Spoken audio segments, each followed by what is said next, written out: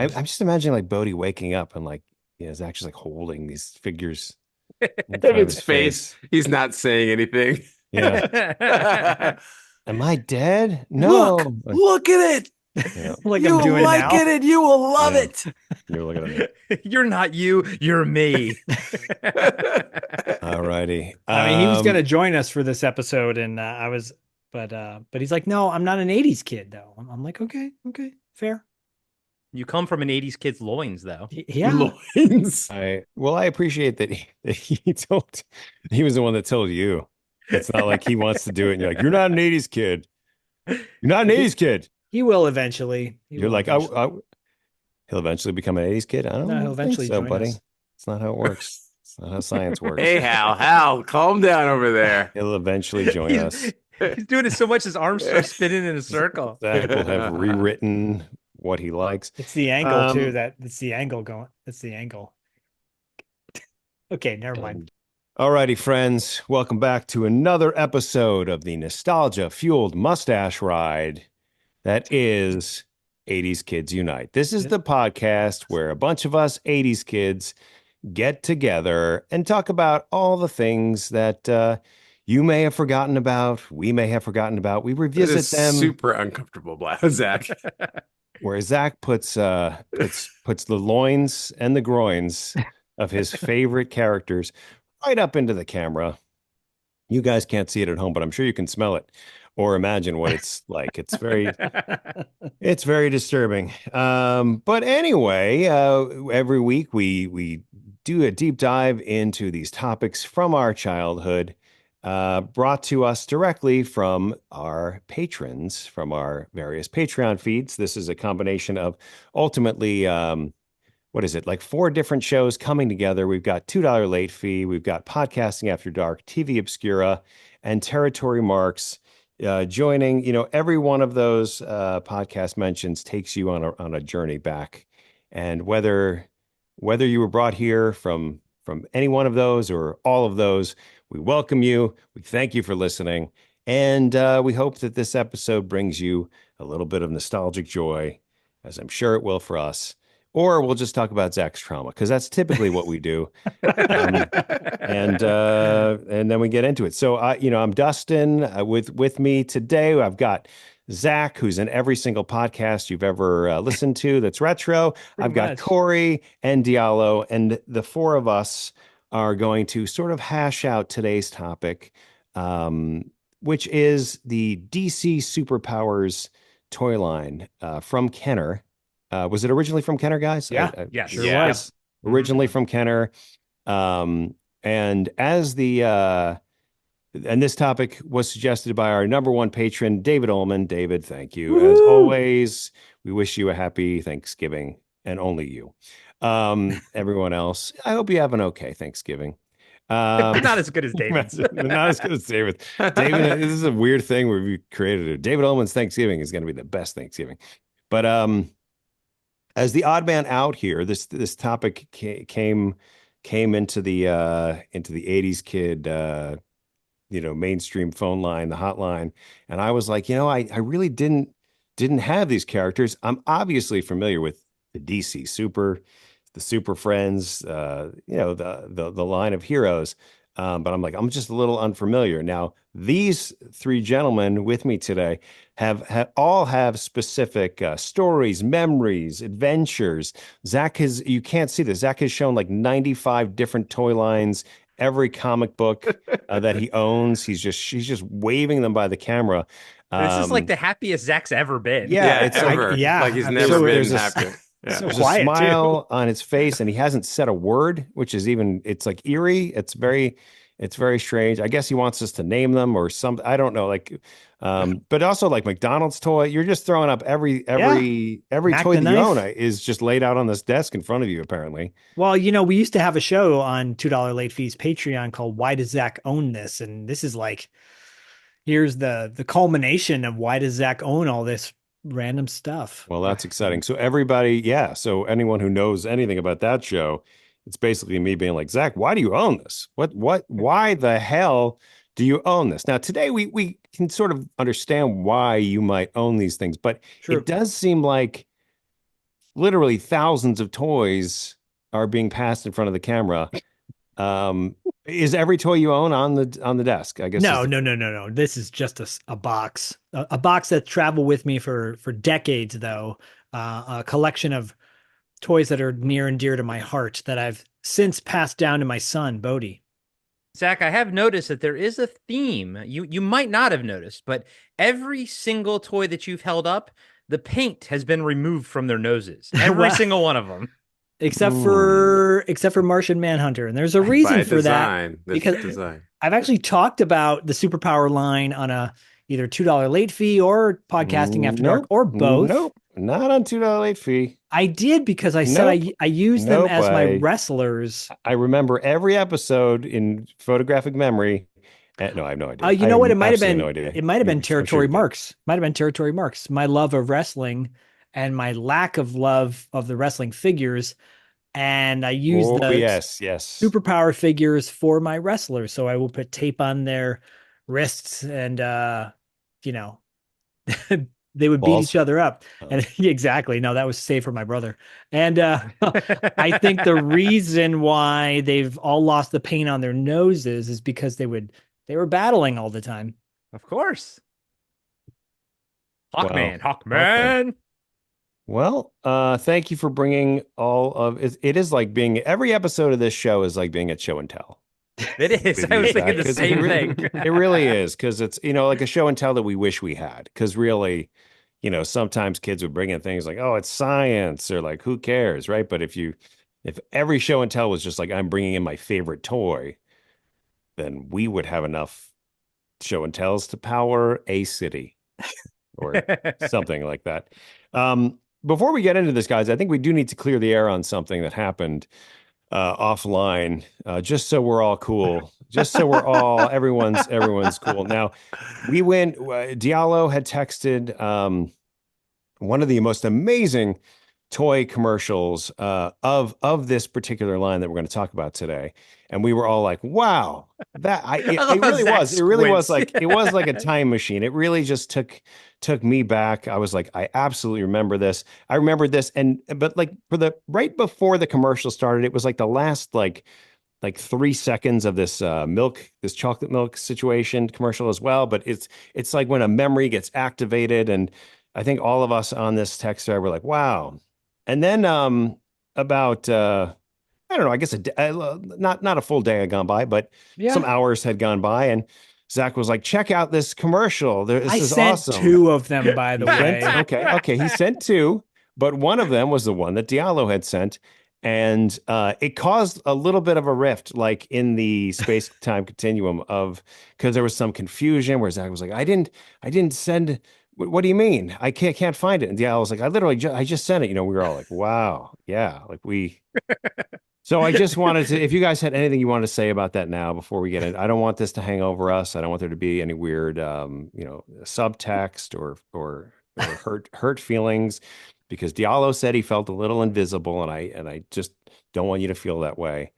No, I mean, I struggle with that anyway. So it just was like confirmation that it's like when I say something, it's like no one notices, but then the person next to me will say the same thing, and it's like that was the most brilliant thing I've ever heard. And it's like, oh, okay, yeah. I'm struggling with that. So when I find a new therapist, I'll talk about it and dissect that, and just kind of see how I feel. Do you not have a therapist now because your therapist was also ignoring you? Like you felt like you'd bring this, you show the commercial to your therapist, and they were like, I don't care about that. And then Zach came in and showed the commercial to your therapist and was like, this is amazing. They definitely didn't listen to me. Put it that way. Well, no, Diallo did clarify something for me today, which was the Alien toy commercial. I had seen before online, like on Instagram or something, but I thought it was like, I don't know. I thought like it was like a new commercial, but then they shot it retroly or something, because my mind couldn't grasp that like they would actually have an alien toy. I guess I could understand that they would have an alien toy from the movie Alien, but the fact that they literally market it to like 10-year-olds, like, so I guess it was not always an 80s thing where you take a rated R movie, a hard R, and market it towards kids. Yeah, I mean that was the tail because that was like 79 when Yeah. that commercial was, and that's right around that time. But yeah, it was like the tail end. That's when I personally remember that starting was then. Okay. Because like I think so because like for everyone listening, I was like I've been working the last couple of days, and I have like this whole setup where I'm looking at computer, like I have a screen and I have YouTube playing, and I just kind of stumbled across like these videos of like cartoons, and so I was like, oh, I'll have this running in the background while I'm working, and whatever, and then they started showing these old commercials, and then I was like taking videos of them and sending them to these guys, and then except for Zach, and then so um but yeah, they had that one, they had the alien one, and then that reminded me that they had like Jaws, because I remember playing that as a kid, and Alligator from the 1980 movie. Yeah, that blew Yeah. my mind with Robert Forster. We covered that on Podcasting After Dark. And literally in that movie, like a 6 or 7-year-old boy gets shoved into the pool and screaming because he can see the alligator in it, and he gets eaten whole. And yet they still market a toy towards kids. Yeah. And it's strange because those movies were definitely a part of like pop culture, but Yeah. we couldn't, like, I never saw any of them. Well, I maybe saw Jaws, like, because they showed it on TV.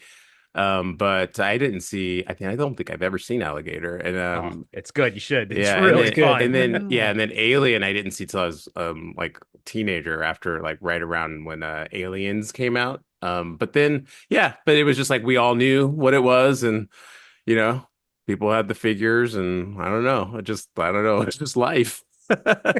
Just life. Well, I bring those commercials not to sow the discord of the waters of the 80s Kids Unite, but rather that we started this as a live panel, and when we were doing it as a live panel, we would show commercials to the audience and then kind of have that feeling wash over everybody and then kind of dive into it. So I do feel like both of these commercials are just amazing examples of that time period, and anybody in the audience can kind of hear them, or if we do the video you can see them, and immediately get taken back there. It is that instant thing of like what kind of fuels all of our podcasts, on an individual level. It's this feeling of nostalgia, and those memories of like, oh wow, I remember watching this, wanting this. So both commercials, even though we got one commercial twice from both of you in a span of less than 10 hours, the second commercial too, they really are that you're like, wow, like do you guys remember, those running all the time? Because I certainly do. Oh yeah. Yeah. Oh, for sure. Yeah, I remember the hell out of that commercial. The first time I watched it, the Diallo one, and the second one that Zach sent. I remember both of those. Well, I Yeah. would say too that I remember them so well that I saved my UPC points or whatever they were on the back of the packaging to send away for that Steppenwolf figure. Because there was a mail away. They did mail away figures back in the day, yeah. and That's how I got my them. Emperor figure in Return of the Jedi. Yeah, the Emperor figure. I think one of the characters, he's armless now, but because he's definitely seen a better day. That's how I got my Duke character, Duke, and Cobra Commander. The hooded Cobra Commander. No, it was the silver one, but Okay. because I don't think that came out in that first line, that first Yeah. wave, and then Yeah, that was also, a mail-in one.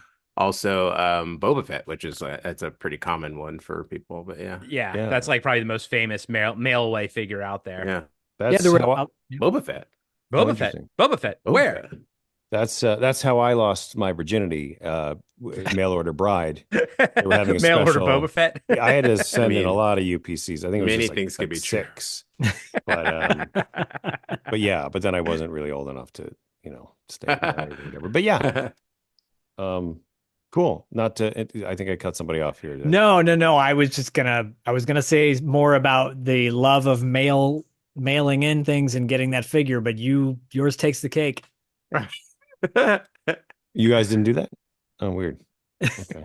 Must be a New Jersey thing, I think. Yeah, must be an East Coast thing. Must be Get on that turnpike, baby. Well, you get on that turnpike and you I will get say that. though, like the superpower toy line, I know Corey's going to go into it in a minute, but superpower toy line came out at the same time or around the same time as the Marvel Secret Wars toy line. Exactly at And the same so time. yeah, so I have those as well. They're in a different box because I kind of try to keep my DC and Marvel characters separate. But that was for me, that was like the winter of 84 when I moved to California, getting those as a Christmas gift. And at the time, also Hanukkah, because we were celebrating both. And so many of those Marvel and Secret, yeah, you guys are both Corey. Corey's face is My like, mom- what? my This mom is was- like this is like when you're watching a show and like somebody retcons their their past. Yeah, my This mom is was married to a Jewish guy at the time, so Oh, okay. Wait, you had another stepdad? How many stepdads did you have? technically 3. My 3 stepdads. One was annulled, and then there were 2 after that. Okay. Wow. So, How long have we known each other for? This is the first time I've Oh, ever really? learned I this. never brought that up. My Jewish stepdad That's Jewish stepdad. in 84, 40 years ago. It's on TLC. It's a new That's show. a sitcom, My Jewish Stepdad. So, should we get into that a little more? So you're Let's married. we have a lot just- to unpack. I mean, I know there are a lot of dads, but like how many and how What do they do? What's Who's your daddy? What does he do? What is your daddy? But like, how many years are we talking about? What kind of span are we talking How Oh, about? long were you gosh. Jewish? For about a year and a half, maybe. That's a long time to be Jewish. Did you What? did you like Hanukkah better than because it was 8 crazy look, nights? I got presents every single night, and then I Yeah. got more presents on Christmas Day. So yeah, I liked Hanukkah and Christmas. I love being Jewish and Christian. Christian, yes. Okay. All Yeah, right. yeah. No, my mom was, my parents got divorced when I don't know, was 3 or 4 years old, maybe. And then she dated a piano tuner guy, the Dan the Piano Man. Right. The who introduced you to Bob Seger. Right. They Yeah. got engaged, and then they got married, and then they got annulled. I think they got it annulled like a month after. Oh, wow. Okay. And then she started seeing my stepdad Gary at the time, who was living in Michigan. He's the one that got a job out here in California and moved us out here. And he's Jewish? Yes, he is. My mom Okay. converted. My mom took all the classes and everything, and Wow, like okay. George Costanza did. So, Okay. so to this day, she's like, "No, I'm Jewish. I'm Jewish. Yes." So yeah, then they got divorced about a year or so after we moved out here. Next door neighbor was my stepdad Mike, and the rest is history. Wait, your stepdad Mike was your next door neighbor? Yeah. So they met while she was He- dating the Jew. Well, she was Gary. unpacking with. I don't think they ever met. I don't know. Wow. Yeah. And he offered to help her move. He's like, "Hey, Oh, can I help you boy. move?" And she's like, "Sure, be back here tomorrow at 5. That's when I'm gonna be loading up the truck." And he didn't show up. And so basically, he showed up like the next day, and she's like, "It's too late. I already, I don't need your help." And he's like, "Well, how about I take you out to dinner or something like that? Make it up to you." It sounds like an Wow. 80s sitcom, actually, this whole Yeah. story. I mean, there's definitely And/or movie. elements. Yep. Yeah. There's elements. Directed So by Scorsese. Interesting. if you want to know more about all that, sign up to either $2 late fees Patreon at patreon.com/$2 late fee or patreon.com/podcasting after dark for more Are details. we on my launching a new childhood. segment called My Three Stepdads? Because Sure, if you want. that could be interesting. But okay, so your mom still celebrates Hanukkah? Just want to get this. I don't know. No, definitely not. Oh, so she's not. All right. No. Wow. She doesn't go to temple. Absolutely. I said mean, it with a lot of disgust, it's but, so yeah. because it's so selective. It's like, Yeah, right. a holiday comes up and suddenly she's celebrating. I'm like, "Mom, you don't go to service. You don't go to you don't do Shabbat on Friday. Come on. Yeah. Like She I means- know she's I like, know the "You mean prayers better than Shabbat? she did. Yeah. Shabbat? Oh, no, I don't Yeah. bowl on Shabbos. No, Mom, that's a movie. That's a movie. You're not living in a movie. No, I'm the dude. You're not the dude, Mom. You're not the That is dude. amazing. All right. And What's okay, so your my toys? I have photos of my toys when I was. Anyways, we'll get into that. Yeah. all right. Well, the only other question I guess I have is, and which stepdad threw out your toys? Mike. Mike, the one that didn't show up to move. Yeah. Mm-hmm. Because we moved 7 he- times. We moved Oh. 7 times over the span of Oh, didn't from know that either. 80, 7 times. 86 to 94. No, 86 to 91. We moved 7 right. times. Wow. I know you guys tuned in to hear about DC superpowers, but listen, it's This is really far more interesting. this is I know. way more I'm interesting. no, I feel I'm letting go of my grudge against Zach after hearing Yeah, all of right. this. So much moving and trauma and groundlessness. No wonder And he's so eager to please, and he Is- didn't. He just was like, I saw the video, even though he didn't. Right. 'Cause he was just trying to make me feel Yeah. Right. included. Seen. I was trying to make you Yeah, feel you were seen, trying to make me Diallo. feel seen, and I definitely acknowledge that, based on the uncertainty that you probably the Green Lantern. experienced, I will that was narrate. like a survival mechanism for you. And That was Yeah. absolutely a survival mechanism. I think we can Yeah. all I mean, there's a psychiatrist out there that has enough information that can diagnose Zach at this point and Yeah. break it all down. And I think we can do it. I mean, we've already done it multiple times within our own Yeah. family. I mean, if anyone wants It to know, is. my parents got a divorce when I was 4, but I'm fine. I turned out fine. I turned He's out like, fine I'm fine. too. I'm fine. I'm fine. Last question. Do you have like any step siblings that we don't know about or that you don't know about? Do you think that No, I just have my half brother Sean. Okay. That's Sean. I haven't Yep. seen Sean in forever. same. Oh. And we'd like to keep it that way. So Sean, if you're listening, If you're listening, stay away. Stay away, get away. This is the That's one episode amazing. he actually tunes into. Yeah. I like It's like, DC oh, superpowers. I DC, love yeah. DC superheroes. They're my Oh favorite. Oh my God. That's so funny. All right. All right. Well, I feel good about where we're at. Maybe Well, maybe we can start the processing Oh, for Zach's boy, oh, trauma boy. a little bit. We'll just start it. We'll press that button here. But Corey, you want to give us some background on this toy line and what? Sure. Why not? Not Why anymore. not, guys? All right. Yeah, I kind of took this from the wiki and added my own words to it and moved things around. But here we go. You like to hear about it? Here we go.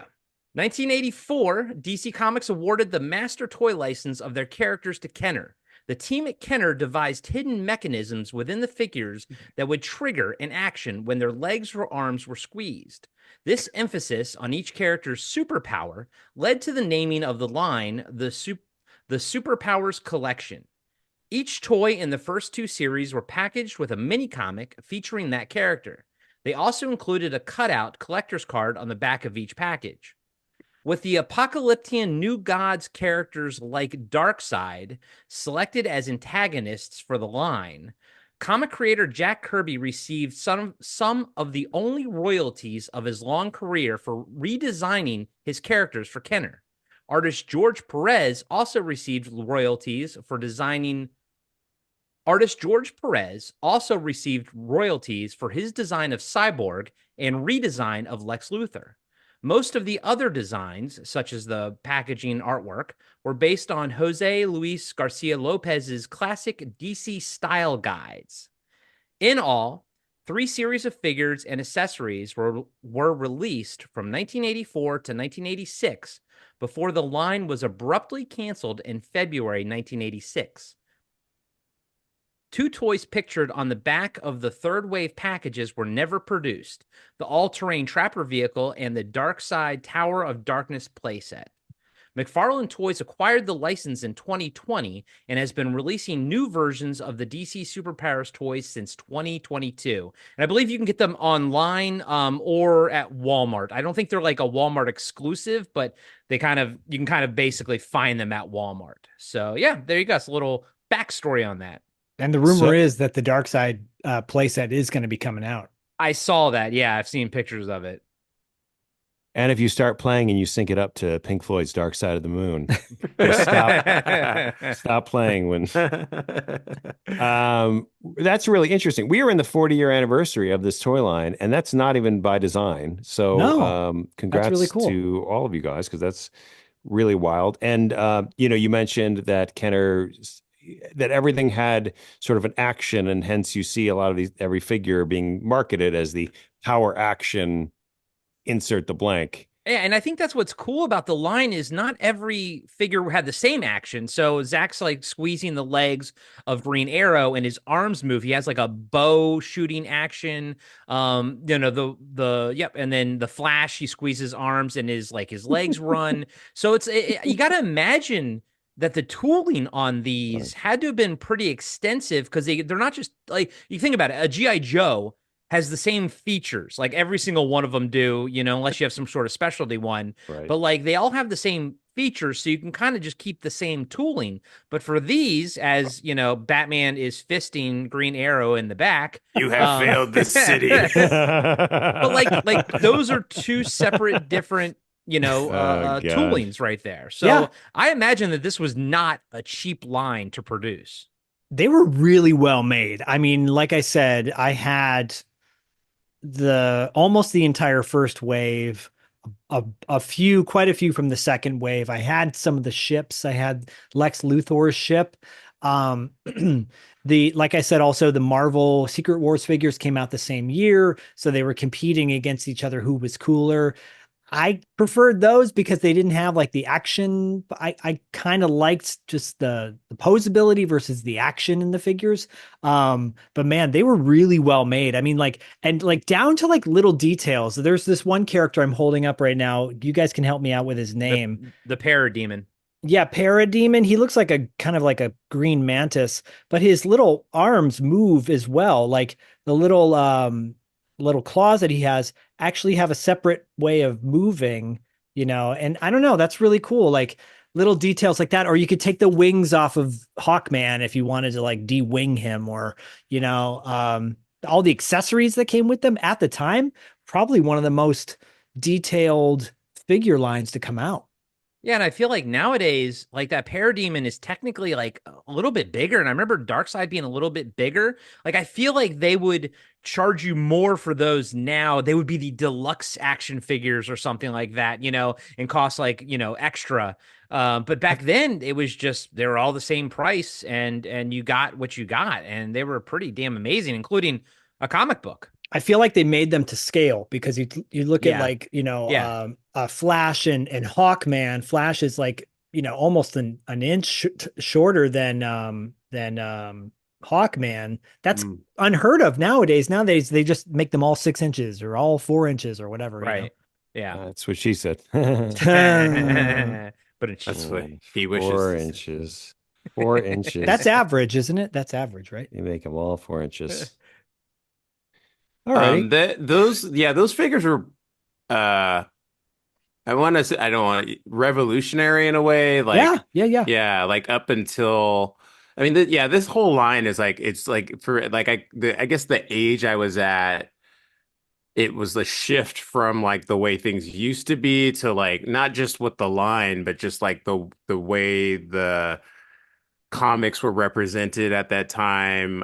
It was just like a whole new different like vibe, because like Mego was what was ruled before that with like the 8-inch, was it 8-inch dolls? Yes. Yeah, and so even like the Star Wars figures and GI Joe figures, but then the superpowers ones, just I don't know, they were like a lot more lively and a lot more sculpted, and so they definitely I actually can't stand, I never could stand the Marvel the Secret Wars ones. I just thought that they were stiff. The way their legs were like bow leg, and I always like as I'm older, I'm pretty sure what happened was they knew that superpowers thing was coming, and they like jumped on it and like pushed something out, because they both can't. I actually feel like superpowers. Secret Wars might have come out before, like it might have hit the market before, but I think it was an afterthought. And both of those, I think, were based on, at least Superpowers, the Secret Wars was based on like a comic book that they were trying to, market to people. Yeah. But anyway, yeah, but it definitely was like a stand. It was like a new wave of just like doing things, and all the way up until the 90s, it was like the mode until we got into our extreme era. So. Yeah, And because Diallo, to your point, like the Marvel ones had, you can only just move their arms and their legs, whereas the DC ones, you can move their elbows and their knees. Mhm. And then Yeah, like all yeah. that was special packaged were kind of like those shields that Yeah, had the like holograms or lenticular something or shield something. things. And Yeah. like even like Wolverine, like his claws, you had to like, it was a separate plastic piece that you had to Yeah. put on his fist. Whereas I feel like if Kenner produced those, they would have actually made the claws come out of Wolverine's hands. There was a quality to the DC Superpowers toys. Now don't get me wrong, I loved the Secret Wars, the Marvel ones. I loved them because I was kind of more of a Marvel kid growing up. But even back then, I noted the quality was definitely there with the superpower toys. Mhm. Well, and then Toy Wiz, so Kenner had the toy line for a little bit, but then Toy Wiz took over and then like released they didn't have the action to them. Like I'm holding up a Riddler figure who's very basic.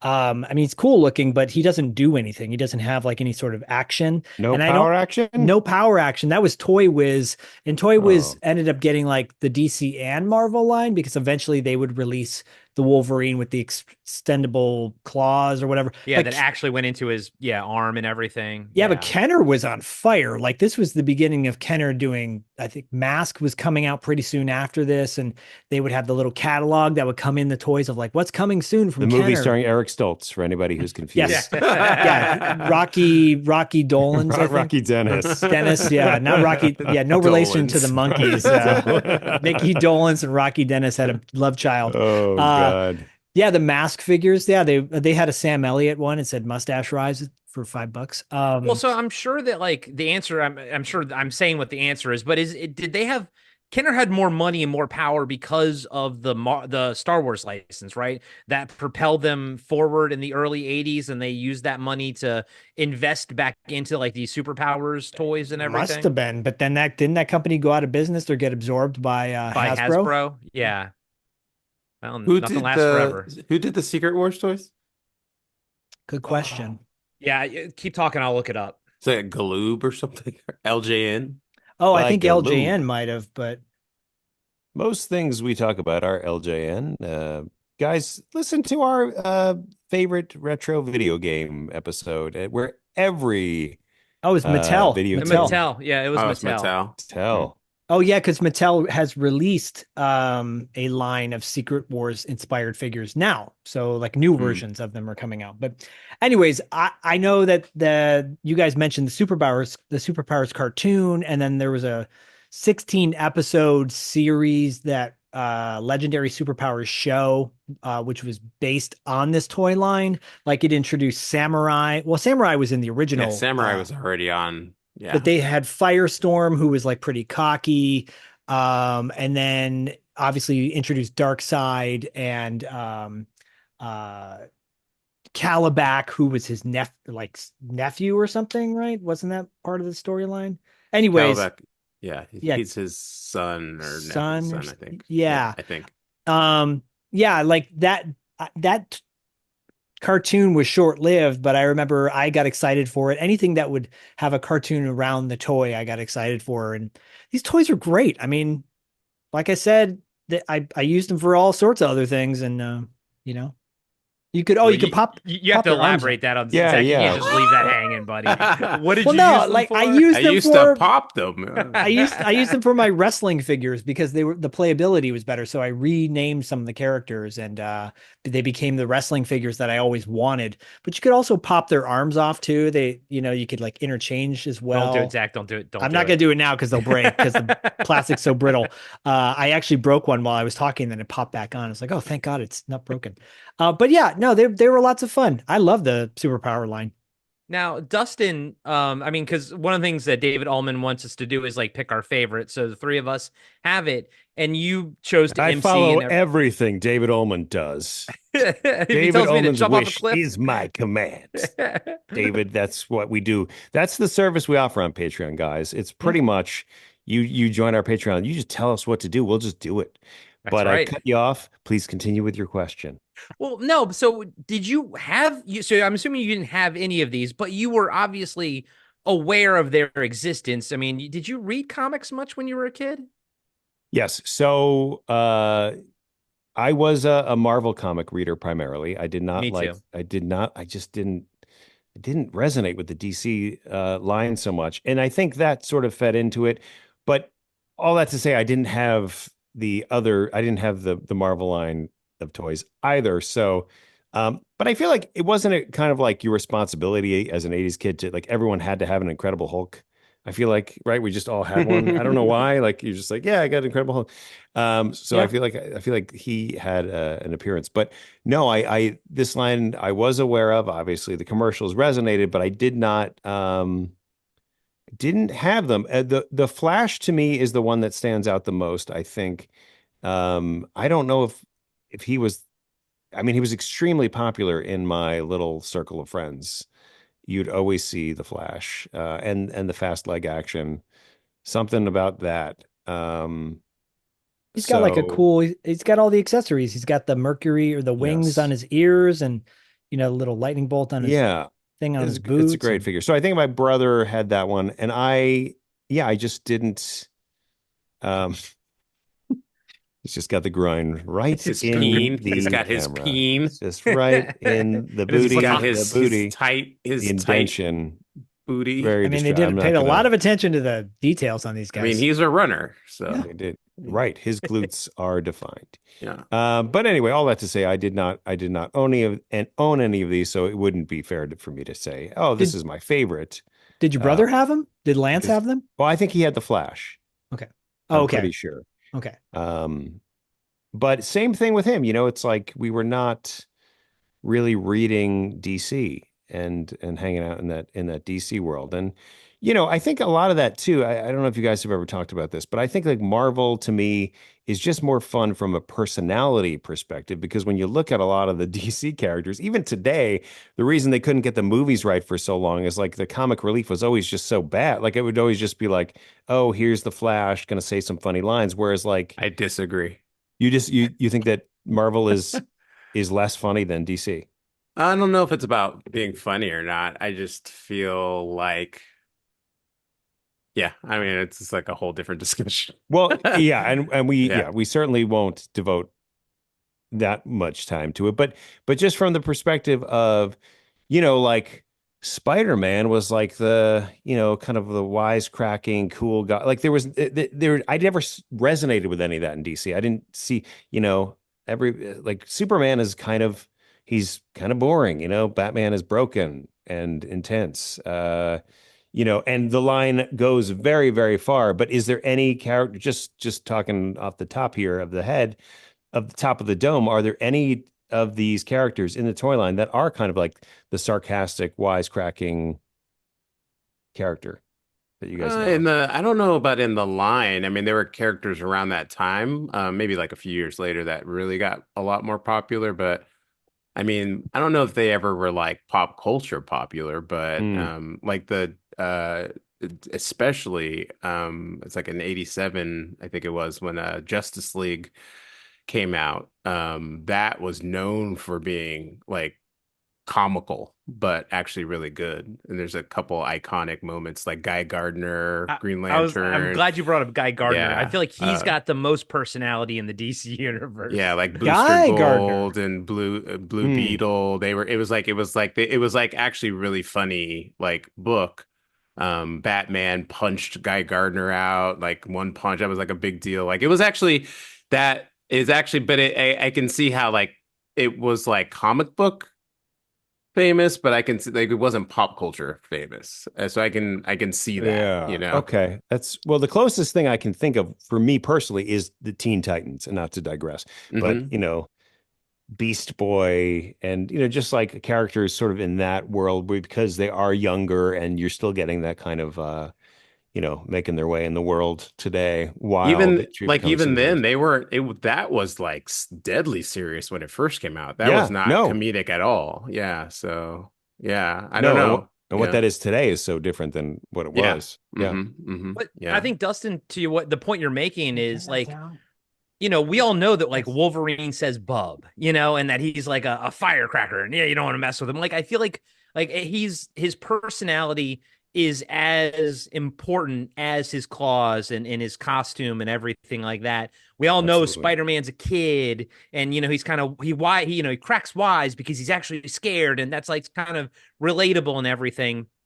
And similar to you, Dustin, I actually was not a big DC fan growing up as a kid. I was much more of a Marvel kid, um, and everything. But as I've gotten older, I've actually gravitated more towards DC characters Mm. because of how like iconic they are. And when as a kid, I wanted someone that was sort of representing me, like Spider-Man or something Yeah. or whatever. But as I've gotten older, I appreciate Superman. I appreciate people that are like characters that are larger than life and like sort of provide this beacon. And I feel like DC does that right. And it's sort of always done that correctly.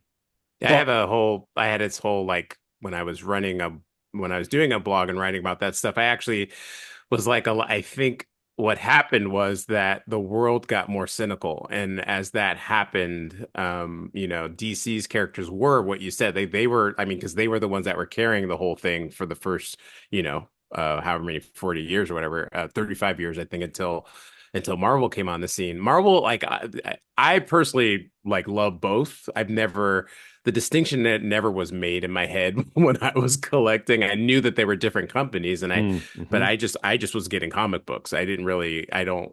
I do think that I kind of like resonate and prefer kind of DC a little bit more on a whole as a universe, but I have way more X-Men comics than anything else, you know. Yeah.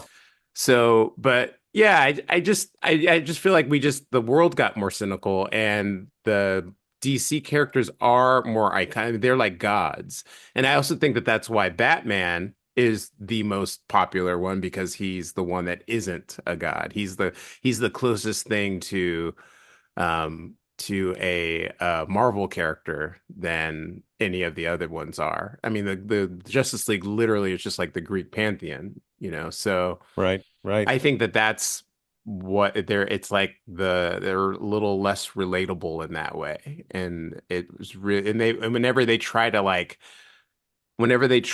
make them more relatable, that it falls apart. That's why that was the kind of I think the problem with a lot of the DC movies. They couldn't really figure out like, you know. So that's my interpretation of it. But again, I love both, so I don't have really like, I've never been like a Marvel fanboy or a DC fan guy. I'm just like, I don't know. I'm getting I have a stack of Spider-Man and I have like Justice League and I had like my Superman book and then I had my X-Men, whatever. I just was getting stuff. So I wonder too, like where I grew up, there everything was like versus something else. One thing had to be better than the other. You couldn't just like both. So, it was like you had to like DC or Marvel, and if you like DC, then you had to justify it. Where I was going to school, which I think is terrible because like if you like something, that's all that matters. And when this toy line came out, it was like it was something that no one else I knew had these toys. Like I was the only one in my area. And so everyone had GI Joes and Transformers. That was it. For some reason, DC and Marvel characters were not very popular with amongst my friends. So for me, it was like I was in my own little bubble. Yep. Having a GoBot could get you killed, right? Well, GoBots never even I got was just brought about up. to say, yeah. But I will say Yeah. Firestorm. I feel like Firestorm in the short-lived Legendary Superpowers cartoon was kind of like their The Spider-Man. Like he was, Spider-Man, yeah. yeah, he They was were like a they were younger pushing character. Yeah, they Yeah. pushed him as like when that season started, they were like, "Oh, Firestorm," and there's a big push in the comic books. I can't remember if Cyborg was the same season or if it was like he came after in He that was. show. He was the same in the cartoon, and that was a Yeah. figure that was my apparently that's one of the holy grail superpower figures because it was so hard to find Hmm. the cyborg figure, and he came with interchangeable hands. Very cool looking figure.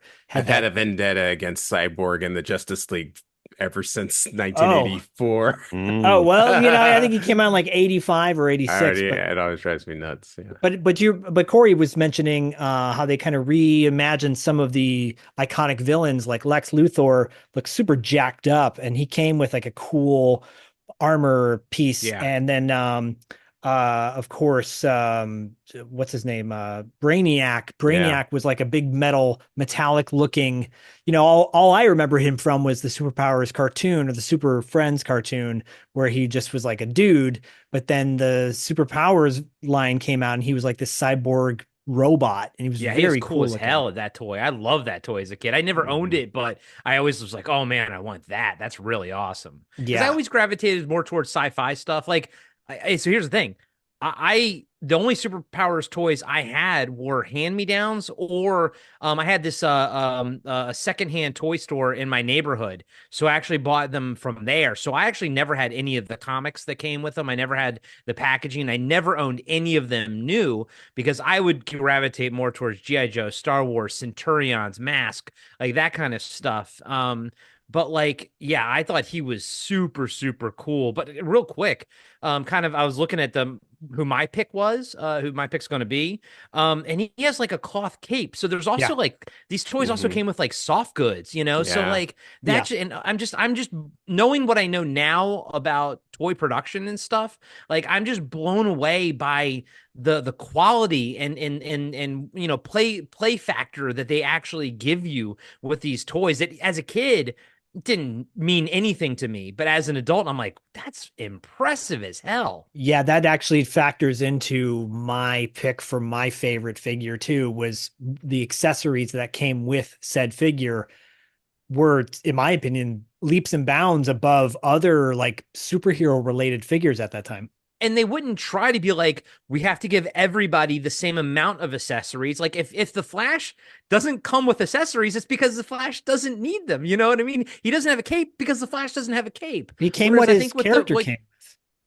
what now? His character came with like what he did. Yeah, exactly. So it's like, and then they'd all be the same price, but like one character would sort of come with more stuff, you know? Right. That's wild when you think about it, especially nowadays when everything is so like streamlined and yeah, like that character, Green Arrow, Zach would probably be like a deluxe figure now and cost more. Oh, totally. Totally. Well, that's all the time we have. Guys, thank you so much for listening to another amazing episode. These guys mentioned their picks. You're not going to hear what they are. Actually, so let's jump in, or just walk in, I guess. Diallo, take us back in time. Yes. So, again, I'm a little older than you guys. So I was this is around that age where I was like, starting to be like a little too old to play with action figures like openly. So it was like on the tail end of like me like actually getting to play with those. So I had a couple of them, but I didn't get as many as I would have liked. So I have three favorite superheroes, and I had two of the characters. I had Green Lantern and I had the Flash. And I, you know, I probably Shazam's my other one, but I don't have um, Shazam. He's Shazam. a holy grail one too. but Shazam. I probably. I mean, I think I like Green Lantern because he came with the lantern, right? And Yeah. and and so like I like that. But I have I have like a better story to tell with the Flash. Um, so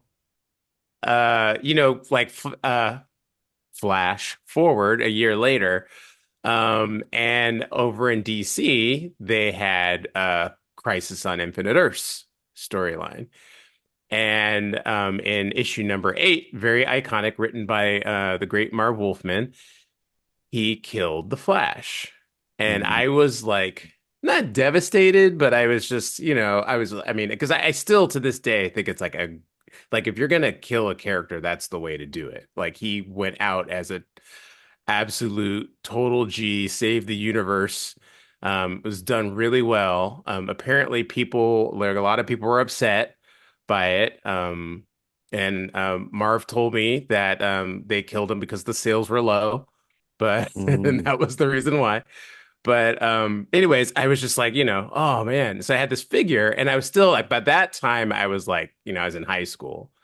So I definitely wasn't allowed to play with toys, and it just was kind of sitting around.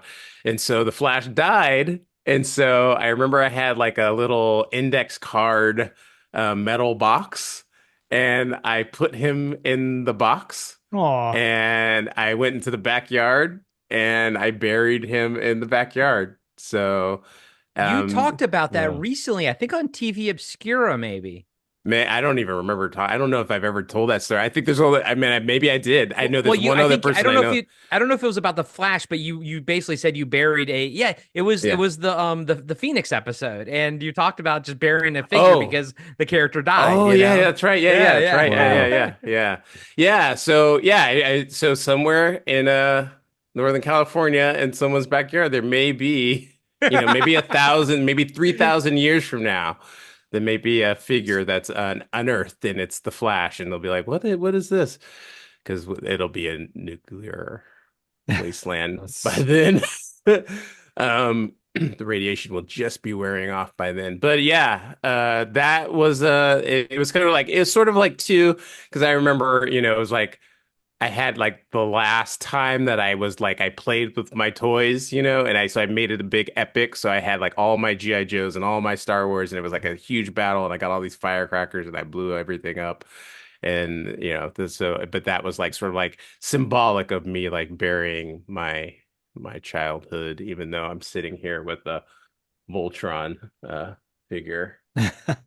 well, no one killed Voltron, so that's acceptable. Yeah. no, but look at the size of that thing. Wow, Look at that the is, size of that thing. and it was blurred out like it was like, not suitable for TV or something. Inappropriate, yeah. Like, We can't get the like, copyright rights for like that. really lewd toy that you had. In my Diallo, who was writing the Flash in the early 2000s when it was Wally West? It was a It really was is it Peter David, I think. I think it was Peter David. okay, and he went on to I think like run DC, like the head of DC or something like that. Uh did he? I can't remember. I don't know if it was Peter David, but there was a great run of Wally. Like it It was was like 12. epic. It was epic. It was great, and I loved it. And it was kind of like my first. I was working at Diamond Comics at the time. I think it was around 2005 or something. And it was like I was reading that entire run.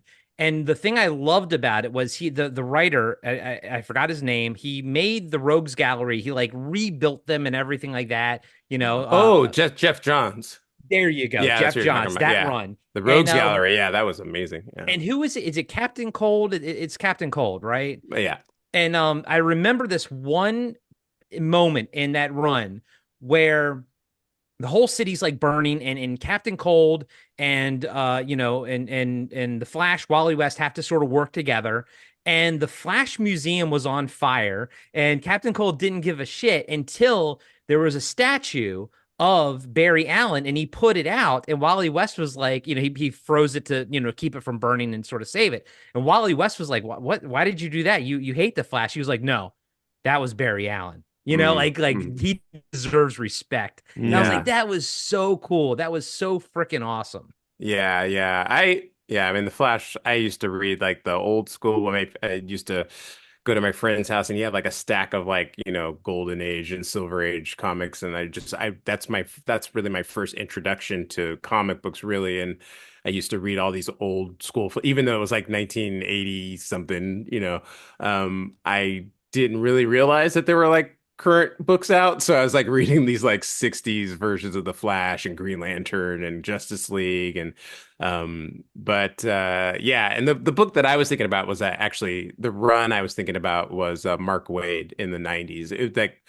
he's the one that came up with like Speed Force and all that Okay, yeah. stuff. Yeah. Yeah. But yeah, Jeff Johns' run was amazing. Like he like revitalized the Rogues Gallery. It was great. Yeah. Yeah, I just I love the Flash. Still, still do. Shazam more though, but Yeah. still. Oh, we know your love for Shazam. But yeah, and then to reiterate, so the Flash toy itself has the action legs. Yes. Anything else notable about the toy? It doesn't come with any Yeah, that accessories. was It it. doesn't It need was it. just Yeah, it was yeah. just like the legs. It was I think that's why like I had like a better story to tell with like the Flash, but I do think like the Green Lantern toy was like better because he had the lantern and my brother had Batman and Superman, and I think he had the Batmobile also. Yeah, so it was like that was I used to get to like play with toys still because my brother was getting them. He's much younger than me, so I got to extend that for a while longer. But yeah, but I really loved like I said, that line is amazing. I didn't like the cartoon. It was because I really liked that.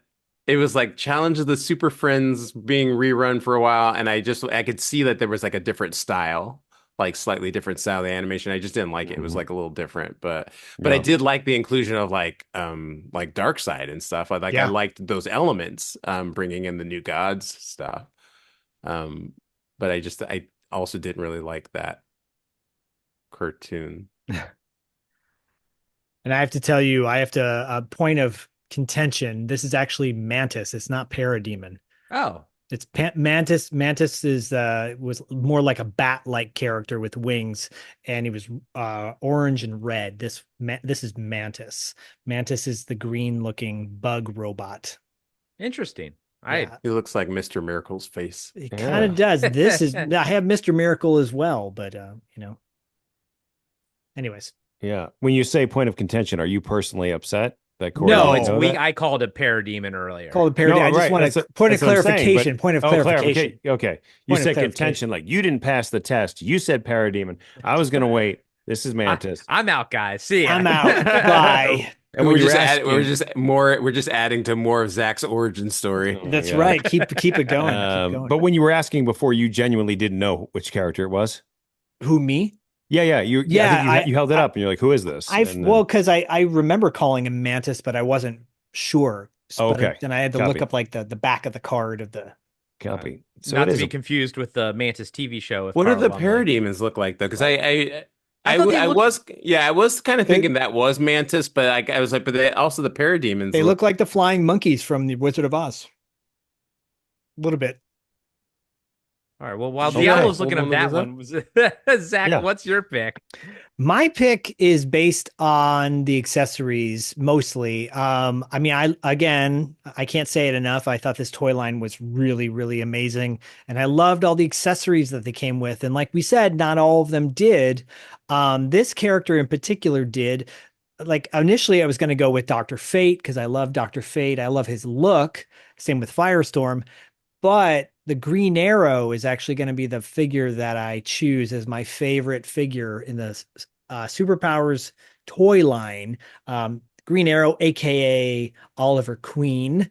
He was the if you want to compare Marvel to DC, if Marvel has Hawkeye, DC has Green Arrow. They're not the same in any way, shape, or form, but they're both archers and they have that thing They going on actually there. are. They actually are kind of the same. Okay, well, there you go. So They're but I do, and wisecracking I Han love, Solo types. I do love Hawkeye a lot as well. And they never made a Hawkeye figure back in the day, but they did make a Green Arrow figure. He came with, and I don't have these accessories anymore, unfortunately, but he came with a bow and 2 arrows, and the 2 arrows actually fit in the back of his That's backpack so cool. that he wears, which has the details of the arrows going around it as well. And then his action is a shooting action where you put the bow in one hand and you could actually like not the rubber, but the plastic would stretch long enough for you to like connect the to his finger to shoot the the arrow off. And it was just, it wasn't totally practical, but it was really cool looking. And he's so authentic. That was the other thing I loved about these. They were so authentic they look like they're ripped right out of the comic book. And yeah, he had, kind of a cool sculpt and shape to him. And that's why I like Green Arrow. Offline, before we started recording, I had mentioned that two of my favorite like childhood like toy features. One was glow in the dark. It's always going to be glow in the dark. I love toys that glow in the dark. I also love clear plastic, like the Tron toys from back in the day. But my third favorite toy feature is when you can actually stick the accessory like somehow attached to the figure, whether it's a gun that goes into a holster or like that one, the arrows that actually go into his back. As a kid, I thought that was just the bee's knees. Yeah, it was just different, so many times the GI Joe figures would come with something and you couldn't put it anywhere. They didn't have like a holster. Like they had a holster, but they had something already in the holster, that you couldn't remove. You could do that for Storm Shadow and Snake Eyes, couldn't you? Yeah, there were a couple. There were a couple that you could do the that swords with. would go in. Yeah. Yeah. But there for were the a most few. part, yeah. Yeah, for the most part, it was just like, oh, they've got these accessories on their bodies that you can't play with. At least with Green Arrow, you could use a couple of the arrows, and I thought that was really cool. Except you cannot because you lost them. But I did. Listen, we can't win them all. Well, he became a wrestler from Japan. That's what his backstory was. That's fair. He's the Great Muta. No, I literally was going to say that. Great minds think alike. You guys don't know him. He's from Japan. You don't know him. He's from Japan. Yeah, it's too inside. It's too inside. Too inside. I bet you can find like, remake deals online, like on eBay or something. I'm sure you can, like, accessories. Because this figure is in relatively good shape too, No, I think Diallo, I think you're right. I think that is actually a pretty big market, is people sell the accessories of things. I remember I'm never going to sell it, but I have one of the old like 12-inch Boba Fett toys from the late, the original run, and someone was mentioning that the individual accessory pieces like the Wookiee scalps and stuff are worth more individually than the body, like the Boba Fett, because everyone's got the toy. Like Zach, no one has the freaking accessories anymore. So like selling the accessories on eBay, and I think people even like 3D print them now. But the original accessories are what actually goes for buku bucks these days. Yep.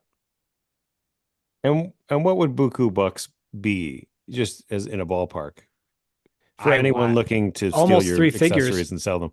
No. Yeah, I'd say 3 figures on. Yeah, 3 figures. Okay. Yeah, unless it's like 3D printed and you're just like, I just want, and because like another market online on eBay is like, they'll print out new stickers for the toys, but they're not the originals, but they're a remake of the original, so you can put them on your toy.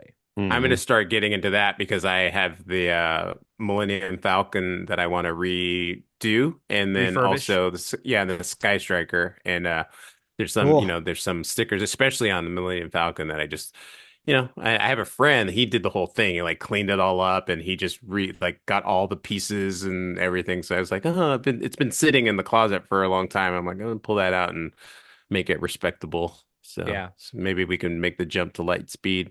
Yeah. The Kessel Run, 12 parsecs. All right, Corey. Oh, go ahead. Oh, I was just gonna say that's got to be delicate work. I mean, that's not. Yeah. I mean, it really is. Like, there's like all kinds of like cleaning and stuff. So, but like it actually, the way after you clean it, I mean, I've seen they look like new because like they were very like yellowed out, and but like when after you do all the cleaning, it actually can like look like bright. Like I remember when I first pulled the Millennium Falcon out, it was so bright and white and everything. Yeah. So I just want to get all the little pieces, I think the little hover Jedi training thing, I think it's still in there, the little ball. I think that's in there, but then like the struts for the landing bay, I think there's like a piece missing, and kind of that kind of stuff. So but I actually discovered that market not for the not for any of this, but it's like way back in like 2000, I started wanting to get like the Mego stuff again. And there was like websites that where people were selling not like the originals, but like they're just like, reproductions of like stuff. So it's like you can get their costumes or their shoes and that kind of stuff. So yeah, it's Yeah. definitely a market out That's there. Yeah, I awesome. imagine it's a lot easier now with 3D printing and whatnot. Yeah. Nice. Well, give us a before and after because that seems very Yeah. cool. When I get started on it, I'll do that. Dustin, any thoughts on so far? I mean, I know I still have to do mine, but any thoughts on the two that you've already seen that we've talked about? Yes, I like the Flash and I like Green Arrow as choices. Corey, take us all the way home. With a strong. Because my understanding is that your pick is from a different series. No, Zach and mine are series 2. Oh, Yes. Yeah. Yeah, Diallo's was series 1. Got it. I guess none of us picked anything from series 3. Although Zach, you mentioned the Holy Grail. That one, the Shazam one, is in series 3. That's probably why it's a Holy Grail. Yeah. Along with like a sun god guy. Yeah. I forget his name, but Oh, Tyre. El Dorado? Was it El no, Dorado? no, he was like kind of purple and orangish looking. Hmm. Anyways, So like I said, mine I never owned like it new. I bought them just at a used toy store. But one of my favorite DC characters of all time, and literally my favorite character design of all time. And don't ask me why, because it's kind of ugly. But I loved my Red Tornado toy. Yeah, there you go. Yep. He Oh, but that's just has. a picture of it. Oh. I don't I don't. have I don't have I don't any. have them anymore. I don't I have any them. of mine. You don't. They've all Oh been lost to no. time. I don't Yeah. think that that's ugly. I think that's beautiful. I think it's pretty I cool. think it's cool. So for realsies, my favorite color is blue, and he's red. He's red and yellow, This pretty guy's much. ugly. This guy. Decide. Yeah. Oh yeah. So it's so my guy, so Red Tornado, he can squeeze his arms and his legs, his waist will spin around to create the Red Tornado effect and everything. But he does come with like a cloth cape, kind of like how Batman came with his cape was cloth as well. So you get soft goods with it. But yeah, as a kid, here's the thing. I didn't even know anything about Red Tornado. I never read a Red Tornado comic in my entire life, but I saw him and I'm like, he's awesome looking. And then, throughout my entire life, I read X-Men, I read Punisher and everything. But in the back of my head, I always knew that Red Tornado was my favorite character design I'd ever seen. And like up until this day, I think he's a super cool character design. Now, if you said to me he looks stupid as hell, I'd be like, I'm not going to try to fight you on it, but I love him. I think he's hella cool. And I think it represents what I think as I've gotten older again, what I think I love about DC. It represents this boldness to it. The colors are bold. The design is bold with his, that cape with the flipped up, neck thing and everything. And there's just something that's just, you could show him to someone who only has tertiary knowledge of Marvel and DC. And I think that they would say, oh, that's a DC character. Like he kind of embodies the bold design looks of DC characters. Diallo, do you think am I on to anything here? Am I off base? I think that's accurate. Like going back to like the why I don't think the DC movies worked is because I feel like Marvel embraced the genre and the costumes for the first, like they were really the first ones that like fully embraced the costumes, and DC always felt like they were like apologizing for it. Yeah. Like they were, and that's why that nothing really ever came. I mean, like how dark Man of Steel was. It's like that, I actually like that movie, but it's like it didn't capture what Superman is, right? And so yeah, so there's like a disconnect that you just kind of sense on a certain level, and that's why it doesn't resonate as much as it could, as opposed to the first Superman movie, right? So yeah, when you see like, yeah, Red Tornado, I mean, yeah, I've always loved that design. Like I've always loved just looking at him. His counterparts kind of look kind of the Vision over Marvel. But yeah, Yeah. he's Oh, good point. Yeah, you're right. Because there's kind of with Marvel and DC, there's always a counterpart next to each other. And yeah, you're right. I guess the Vision would be that because the Red Tornado is an android. Yeah, yeah. And most of DC's characters came first too. Yeah, Yeah.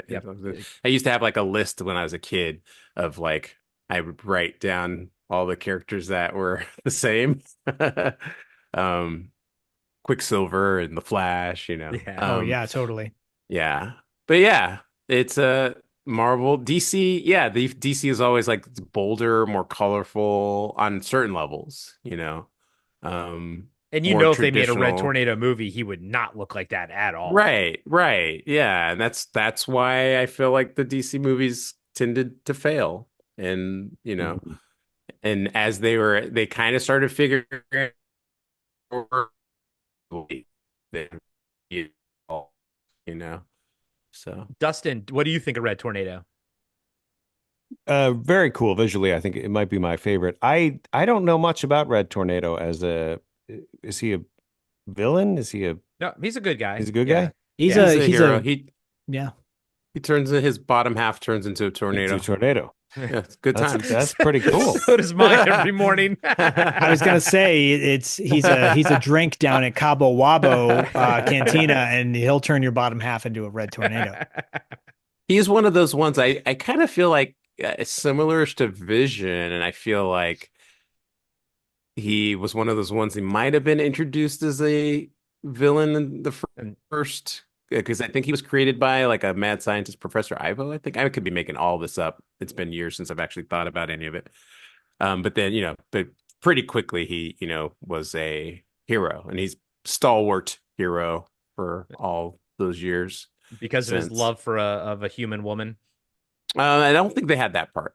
They did put that in. They're like, that's a bridge too far. Yeah, for he just was always there. But I do think I kind of feel like they did that a little bit in Young Justice. I think the cartoon, like the pretty recent cartoon. I think they might have done that, but I'm not sure. But yeah. Zach, did you have thoughts on Red Tornado? I mean, I owned him and I liked him. The playability was a little weak because the legs would always, or the waist would always be super like floppy. So loose, yeah. So I ended up like kind of putting tape around their waist, him and Samurai and the other characters that would have that similar action. That was one of my least favorite actions for the line, but I thought he looked really cool, you know, with his like upside down smiley face on his chest and the arrow going down. I thought he was cool looking. You know, I wish I still had him. I don't know what happened to him. He's gone with the wind. And as I was looking for pictures of him on eBay, it looks like he's like in packages like $200 or something. So Yeah. I'm like, well, I'll never own that one. It's insane. It's insane. And it's cool that you know, Todd McFarlane is making like reissuing these with very similar sculpts. And you know, I had a bunch of figures that some of them were kind of lame. There was one called Orion, and he had like a weird helmet. He's but his Darkseid's he's Darkseid's other son. Yeah, his figure though was like, it was so bulky to have that giant thing on his head, and it didn't. All his head did was spin around. There wasn't anything on it just spun around. That was his action. Because he doesn't really have. It's funny because he doesn't have an action. Like, what is his head? His head has nothing to do with who he is, like as a character. I guess they just threw something in there. You know what I mean? Like, yeah. I mean, this character Golden Pharaoh was a holy grail figure. Apparently, it's really hard to get and very cool looking. Again, I loved how many of these figures came out at a time when I don't feel like they were all that popular, because this is G.I. Joe is super popular. Transformers obviously celebrated its 40th anniversary this year. So I'm just glad they still exist, and I'm glad I have a collection of them. And Diallo, you can have my Flash figure. I'll give it to you. I will take that. I'll give it to you. Yeah. Next time I see you, I'll give you my Flash figure. Run back through time and grab it. Whoa. Do you think he's earned that? after this episode? Yeah, he's like, this is my penance. No, I mean, because I feel like you're fulfilling the exact thing that Diallo said about you early on, which is that you're just trying to, like, you don't have to give it to him. Yeah, you don't have to. You don't have Oh, to I know. That can be part of your healing to not give it. I know, but I like to give. So Part of your healing could be withholding love. yeah, well, Yes, yes, yes. David Ullman's going, thank you guys for getting to my point, and thank you, Zach, for your therapy session. Yes. Dude, you have the Dr. Fate one, right? I do have Or no? Dr. Fate. Yeah. I was like, I'll I take that one. No. I was just saying, like, I loved a lot. Like when we had to pick what our favorite like figures were. Like I liked so many of them. It was Dr. Fate is just like a cool character. And Dr. I was like surprising that they actually made. I think that was one of the things about that line that was like interesting was because, you know, traditionally it was just like the Super Friends, right? So you had like that sort of like iconic 7 or 8, however many. Yeah. But with superpowers, you had like all these characters that were like back in the deep roster of DC, and for a lot of people, it was the first time they were even seeing a lot of these. Yeah, So he was going to be my go-to. Really cool. He was going to be my go-to pick over Green Arrow, but I chose Green Arrow for the accessories. But you know, when that Black Adam movie came out and Dr. Fate was in it, it was such a disappointment because I was so disappointed. Such a lame. This iconic costume. You know, you're talking about the how DC did that. X-Men did that in those X-Men movies when they come out with the drab outfits, and you're like, wait, what is this? This is an X-Men. It reminded me of the Incredible Hulk when they would do the TV specials. You know, the TV movies with. Daredevil comes out and he's all black. Like, that's not Daredevil and Thor, you know. Anyways, this is iconic. He's such a cool character, and his vibe was cool. Like the whole font and the font on the blister packs was neat. And I don't know. I'm glad David brought this to the table because I've been wanting to have an excuse to pull out my toys for the longest time. What is he a doctor of? Oh, fate. He's a doctor of fate. His doctorate in fate. He's a doctor of fate. Yeah. Okay. I was going to say the Lord of Order. We should at some point do the counterpart to this and do the Marvel toys, you know, at some point. So Secret Wars, I have those will too. Suggest that to us, yes. Yeah, and everyone listening, look, you are in charge of this show, so you suggest a topic, we will discuss it, just like David, just like all the people that we've covered so far. And that's what I love about 80s Kids Unite. It reminds us of some of those things that we might have forgotten about and unlocks childhood trauma. just to summarize here. So Zach, you have a ton of them. Corey, you have none of them. Diallo, do you have any? No, I don't have any. No. I had those two. I buried one. I don't even know where the Green Lantern is. And I mean, a lot of the toys that I had just were gone, you know, because I was from that generation where you were forced to throw stuff away, and anything I tried to save, it was like a battle for years. Yeah, totally. I lost that because I was always away at college or something. So you're not playing with it, so why do you even have it? I'm like, what? Yeah. But I reclaimed some, I've gotten the Millennium Falcon and the Sky Striker. Those were like two of my favorite all-time toys ever. So, you know, and then I get some of the newer figures of things now.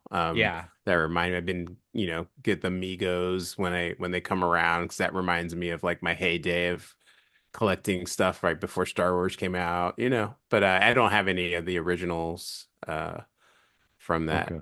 From that line. I have one. It's a Green Goblin figure. It's Pocket Heroes. Those were the first 3 3/4 figures to come out. And dude, I literally was just thinking I had like DC versions of those. Well, they did DC. Yeah. They did DC, Marvel, and then there was a couple other brands that they also had the rights to at the time. And but the Pocket Heroes were famous for the action poses of many of the kind of like figures sitting or something. Well, they had Batman and Robin had their hands in interesting places. So or it was just Batman and Superman, I believe. By the way, Casey Kasem did the voice of Robin on the Superpowers cartoon. Yeah. Or Super Friends. Oh, so Pocket Heroes was also Mego, right? Yeah. So Mego started getting into, I think they were the first to do 3 3/4 figures because I believe those came out in the late 70s. 79. It's Yeah, like I just late pulled it up. 70s. Yeah. Yeah, because I G.I. remember Joe getting hadn't come out until much later. I remember And they also getting a couple of those. They also did ones for Star Trek The Motion Picture, The Greatest American Hero, and everyone's favorite, as a kid, you want toys of this, The Love Boat. I had those, and they also did MASH as well. wow. They did MASH. I had the MASH figures. I had the Love Boat figures. Gotta They get did that Chips. gopher. Chips. Whoa. They did Chips. Eventually, or Ertl might have come out with Chips, but I believe Mego had Chips as well. And Chips and Dukes of Hazzard, I think. yeah, and then they made the car too. Yeah, They had a Starsky and Hutch, didn't they? yeah, I they feel like did that, and did. they Magnum PI and Star. Oh my gosh, all those Hardcastle and McCormick, They Knight had Rider. all of that. All of that they had. Supernatural. I got all of those. Superpowers. Supernatural. Well, in your parents' defense, Zach, I think that moving 7 times, you do got to scale down. You can't have all your toys coming with you every time. I mean, Fair. it's just gonna take up space. No, I think it's terrible. I'm trying to justify it, but I know I did too. it's terrible that you only have 85% of your toy collection. It's true. Yeah, I marvel at that every time. Like you were just pulling all of those out now, and I was like, it's like you have a TARDIS. I know. And it's like you have you just like keep It them is in like a that. Pocket dimension, and you just like pull these out. Like, where do these come from? I could right? compartmentalize. I could really do a good job of compartmentalizing it. Yeah, you don't actually. There's no physical. The physics of your space doesn't make any sense. You don't have any place for these toys to live. I'm But they just Dr. keep Toy. coming. I'm Dr. Toy. That's my Yes, power. Dr. Toy. Well, everybody, thank you guys for listening. Thank you for joining us. If you would like to be a patron and suggest a topic, as Corey mentioned, go to patreon.com/$2 late fee or patreon.com/podcasting after dark. Sign up at any level and you can suggest a topic. We'll talk about it. And yeah, guys, well, good work. This is episode 10. So this is this is an achievement. We're in double digits. Yep, we're Happy almost pushing a Thanksgiving, year. everybody. Happy Thanksgiving to all y'all who celebrate, and for those that don't, happy day. Yeah, like people who don't celebrate gratitude or No, if you've never said thank you. Canada. We got a lot of Canadian listeners. Oh, Germany, you're Europe. being I'm being regional. diplomatic and regional. Wait, America. Everyone loves American holidays. America the first. UK, Yes. the UK. Happy Thanksgiving. And I'm grateful for you guys, for all you Grateful for Americans. you guys. America started who understand Christmas. what we're talking about. If you're confused on what Thanksgiving is, whenever you celebrate Thankgiving, may it be America started Valentine's Day. America started. America created Halloween. America created the 4th of July.